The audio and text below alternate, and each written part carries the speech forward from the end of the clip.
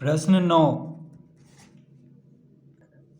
एक लंब वृत्तीय बेलन के आधार की परिमिति 88 सेंटीमीटर और ऊंचाई 5 सेंटीमीटर है, तो इसका वक्र पृष्ठ क्या होगा? तो दिया हुआ है बेलन के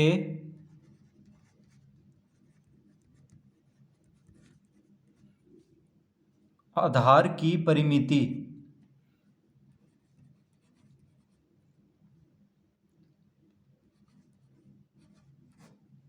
बेलन के आधार की परिमिति कितना दिया हुआ है? 88 सेंटीमीटर। तो बेलन का आधार कैसा होता है? वृत्त के जैसा होता है, ठीक है। बेलन का जो आधार होता है वो वृत्त के जैसा होता है। तो वृत्त की परिमिति या वृत्त की परिधि कहें, एक ही बात है। तो बेलन के आधार की परिमिति कहें या बेलन के आधार की परिधि कहें, कोई फर्क नहीं पड़ रहा है, क्योंकि बेलन का जो आधार होता है वो वृत्त के जैसा होता है। तो वृत्त की परिधि का सूत्र क्या होता है? 2 पाई आर। तो 2 पाई आर बराबर लिख लेंगे 88 सेंटीमीटर। 2 पाई आर बराबर क्या लिख लेंगे? 88 सेंटीमीटर। पाई का मान होता है 22/7। पाई का मान क्या होता है? 22/7। आर, त्रिज्या को आर से लिखते हैं, तो आर को आर ही रहने देंगे, यहाँ पे बराबर लिख लेंगे 88। तो आर बराबर कितना हो जाएगा? आर बराबर हो जाएगा 88 गुना 7/22 गुना 2। 7 इधर जाके गुना में हो जाएगा और 22 गुना 2 भागा में हो जाएगा। तो 22 दूना होता है 44, 44 दूना 88, यानी आर बराबर कितना आ गया? 7 दूना 14 सेंटीमीटर। तो बेलन की त्रिज्या कितना आ गया? 14 सेंटीमीटर, ठीक है। आर बराबर आ गया 14 सेंटीमीटर। इसका मतलब हुआ कि बेलन की त्रिज्या कितना है? 14 सेंटीमीटर है। अब क्या पूछ रहा है हमसे? वक्र पृष्ठ क्या होगा? तो लिखेंगे अतः बेलन का वक्र पृष्ठ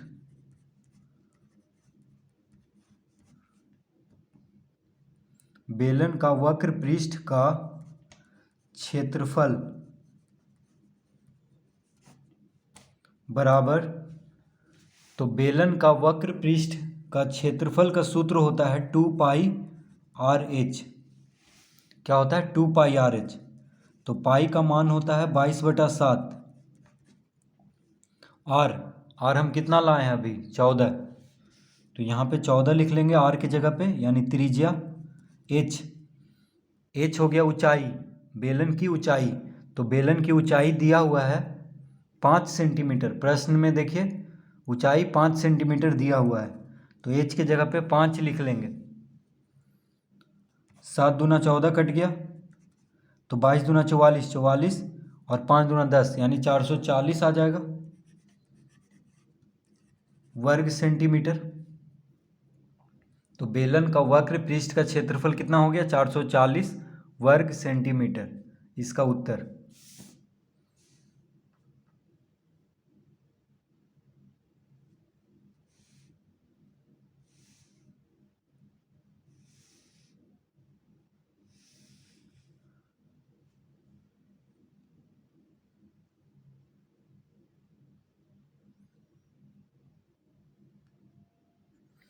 प्रश्न 10।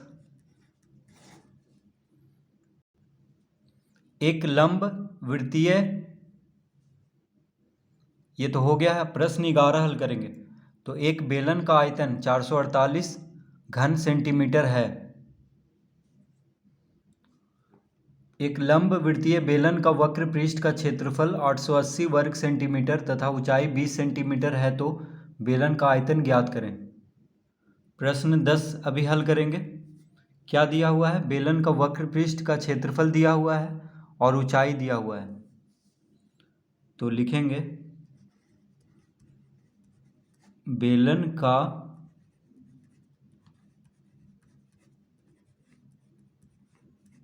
वक्र पृष्ठ, बेलन का वक्र पृष्ठ का क्षेत्रफल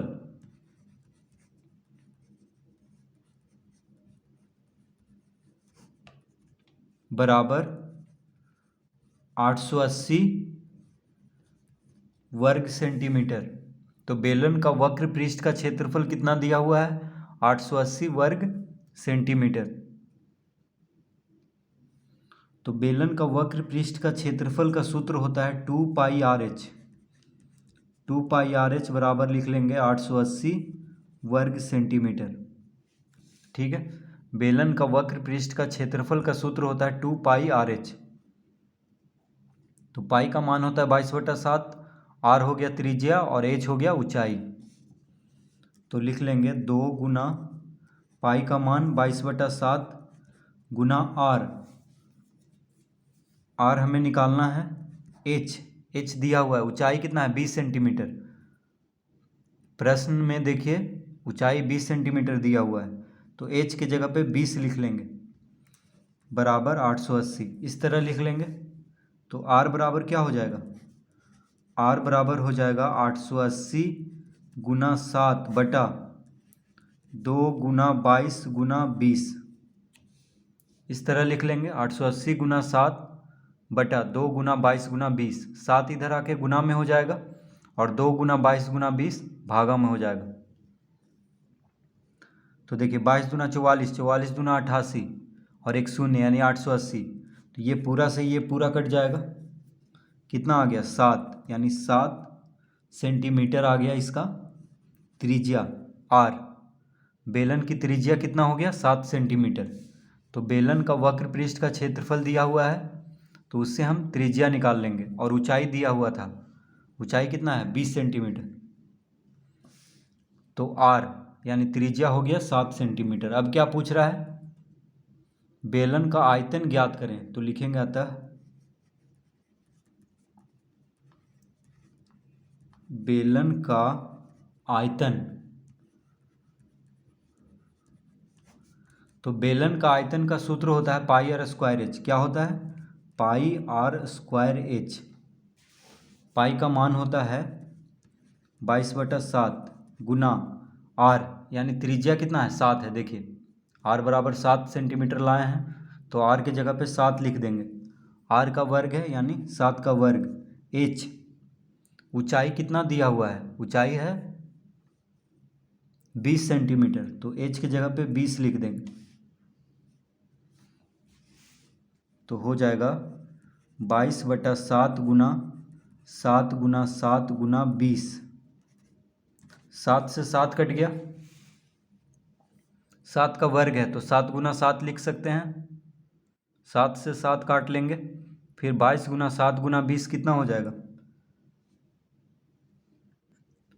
तो 22 गुना 7 गुना 20 हो जाएगा 3080, 3080 घन सेंटीमीटर, क्योंकि आयतन है, आयतन घन में होता है। और त्रिज्या ऊंचाई ये सब सेंटीमीटर में दिया हुआ है, तो आयतन क्या में आएगा? घन सेंटीमीटर में। यानी बेलन का आयतन हो गया 3080 घन सेंटीमीटर।